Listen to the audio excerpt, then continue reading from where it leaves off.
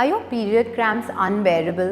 You may have heard that exercising during menstruation can help ease your pain. But sometimes you are just not in the condition for heavy exercise.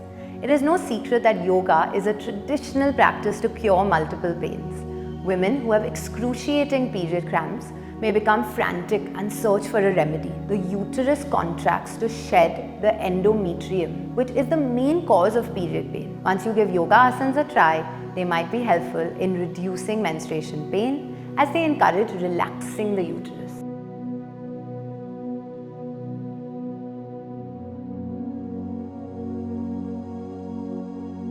Today, I will be showing some easy yoga asanas to ease period cramps.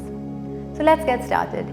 Here are some yoga poses that can be used to lessen period pain. The first asana is Supta Baddha Konasana or reclining bound angle pose. This asana is a restorative one. You could use a bolster or a thick blanket as well as a strap if you like. This pose entails reclining on one's back with hips open. It aids in complete relaxation of the mind and body. It enhances overall circulation and stimulates the abdominal organs. The inner thighs are also stretched by it, releasing tightness in our thighs, which often occurs during our periods. It stimulates the abdominal organs like the ovaries and the bladder. Additionally, it helps relieve stress and mild depression, which could be caused due to hormonal fluctuations during your period. Now let's begin with the asana. Sit. Place the soles of your feet together to form a triangle position. When you're ready, rest on your elbows and then slowly make your way to lying down on your back. Place your palms on your belly. Close your eyes and inhale. Feel the torso rise and exhale, feeling the torso relax.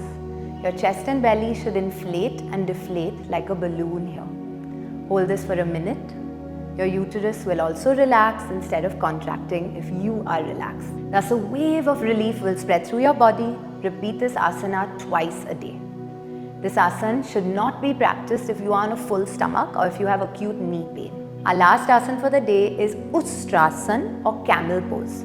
It stretches the uterus, thus encouraging it to contract less, which relieves cramps. It stretches the front of the body, including the ankles, the thighs, the hip flexors and the groin. It improves bad posture and stimulates the organs of your abdomen. Additionally, it can benefit respiratory conditions. If you have a neck or back ailment, avoid performing this asana. Now these were the benefits. Let's get started with the asana. Kneel on the ground with your thighs parallel to the ground and your knees hip width apart. Your feet should be flat on the ground at the top. Place your hands on your lower back to support your lumbar region. Begin rolling your shoulders back and arching your back. With your right hand, reach for the right heel. With your left hand, reach for the left heel. If your hand cannot reach the heel, then keep your hands on your lower back and just maintain the arch position. Look up into the sky and thrust your hips and chest forward, not your head. Avoid straining your neck, back and shoulders or arms.